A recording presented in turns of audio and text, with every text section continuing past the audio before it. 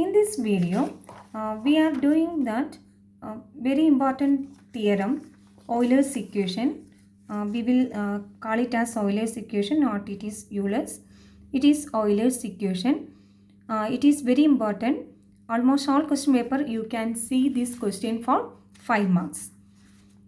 Then you should study both statement and proof. Then it will be state and prove Euler's equation only. Then you should know statement also. Necessary condition for the integral I equal to integral x1 to x2 f of x y y dash dx where y of x1 equal to, that we know that y of x1 equal to y1 and y of x2 equal to y2 to be an extremum. That means either it will be minimum or maximum, is that dou f by dou y minus d by dx of dou f by dou y dash equal to 0. This formula also important. We have to do problems based on this also. Then what it is given? Necessary condition for the integral I equal to integral x1 to x2 f of x y y dash dx where y of x1 is y1, y of x2 equal to y2 to be an extremum is dou f by dou y minus d by dx of dou f by dou y dash equal to 0. Now, first of all, we will consider one. What is y of x? We are considering y of x is a curve joining 2 points P of x1, y1, Q of x2, y2. You should describe that also. What we have considered as y of x? As a curve joining the points P of x1, y1 and Q of x2, y2. Okay. That make I and extremum. We consider this is the curve that make this functional I and extremum. Then we will consider one neighboring curve y of x plus h alpha of x. Y of x plus h alpha of x be a neighboring curve joining the same points P of x1, y1, Q of x2, y2. Then this also making I and extremum. That also you should write y of x plus h alpha x. What you have to write? It is a neighboring curve joining the points P and Q and make I and extremum. Now just see in the this one what we are getting. At P and Q both the curves meet. That means what is the difference between these two curves? This is y of x. Here it is y of x plus h alpha x. Then at P and Q these two curves are meeting means h alpha of x is 0 at that. But h is independent of x and y. H is a constant. That means alpha of x1 what should be 0. Alpha of x2 equal to 0. That how we are getting. From the diagram only we are getting. Since which one? At P and Q, y of x and y of x plus h alpha of x, it coincides. It is meeting. Then what we can say that alpha of x1 0 and alpha of x2 equal to 0. This is at P and this is at Q. Now what is our I?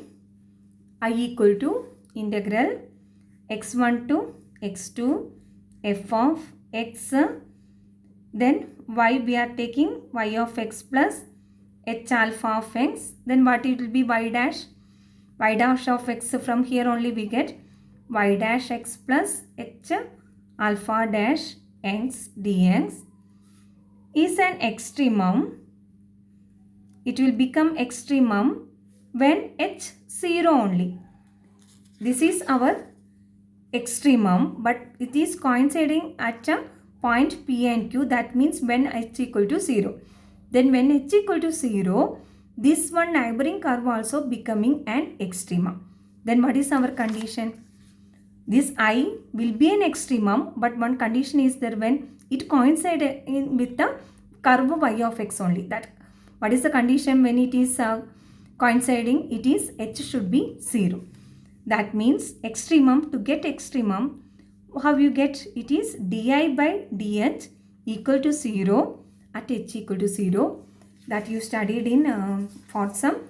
Then how we find out the extremum of a function? Then this is to be extremum when di by dh equal to 0. Then what is di by dh? Di by dh equal to, what is di by dh? We will find out. Di by dh integral x1 to x2 d by dh of f of x y plus y of x plus h alpha of x y dash x plus h alpha dash of x dx. Then by using Leibniz rule, that previous one property also we use the Leibniz rule. What do you get? Di by dh. We can take this differential inside the integral sign.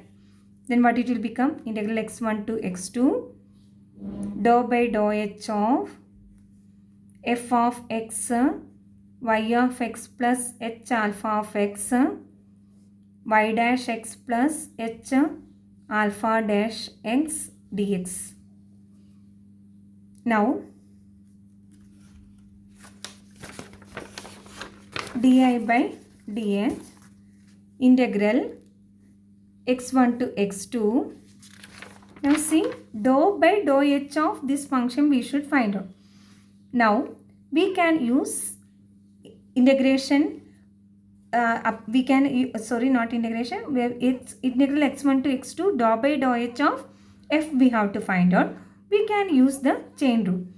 Here f is function of x, y, y dash. Then how we can write that?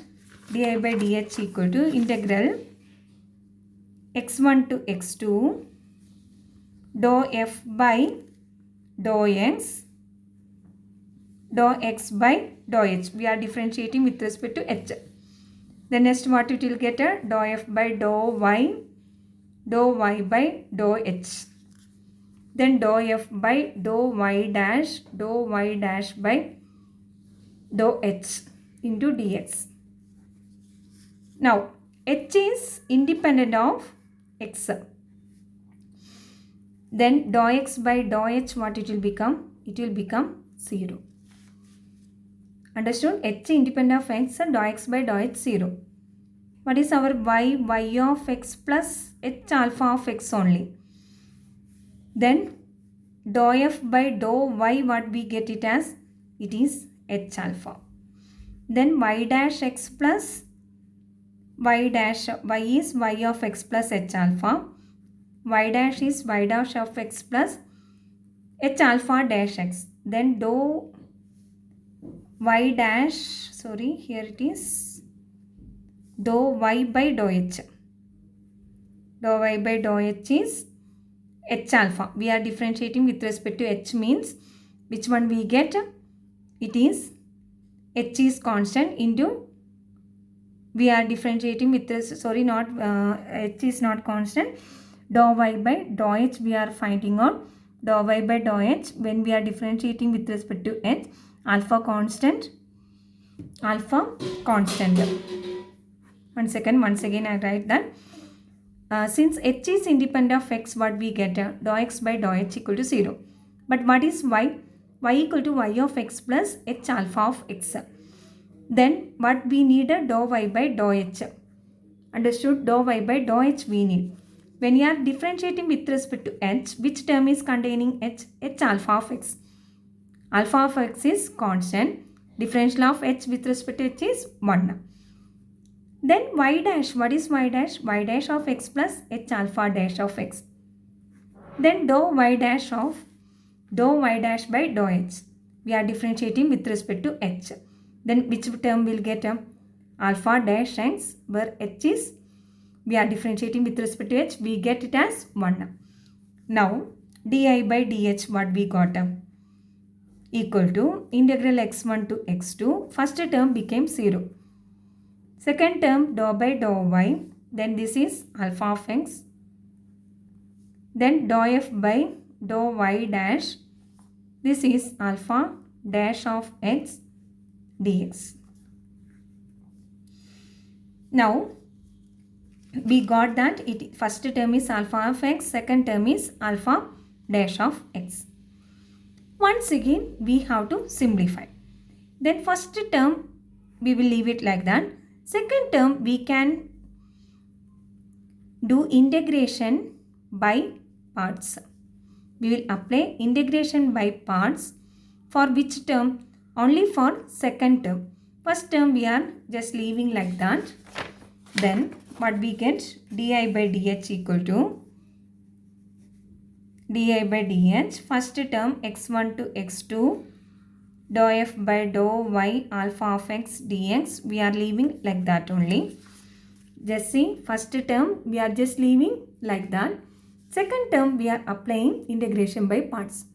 What is integration by parts? Whether you remember how we get first function into integral of the second minus integral of differential of first function into integral of the second.